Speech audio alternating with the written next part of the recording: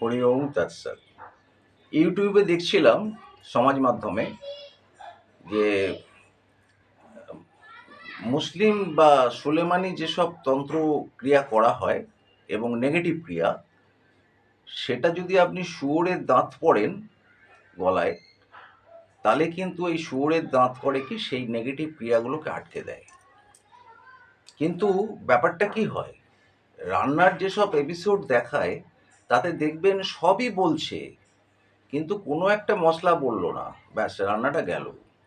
আপনি রান্নার 95% শিখলেন, কিন্তু ওই 5%-এর জন্য রান্নাটা যাবে। তো এটাও তাই, যে শুয়োরের দাঁত যে আপনি পড়ছেন সেটা ওই মাংস কাটার জন্য যেসব শুয়োর পোষা হয়, যেগুলোকে জবাই করা হয় মাংস খাওয়ার জন্যে, সেই শুয়োরের দাঁত পড়লে হবে না, সেগুলো অপঘাত মৃত্যু। কোন শুয়োরের দাঁত পড়তে হবে? যে শুয়োরটা স্বাভাবিকভাবে মারা গেছে, রোগে মারা গেছে, বয়স্ক হয়ে মারা গেছে, মানে মাংস কাটার জন্য মারা যায়নি, সেই শুয়োরের দাঁত কিন্তু পড়তে হবে।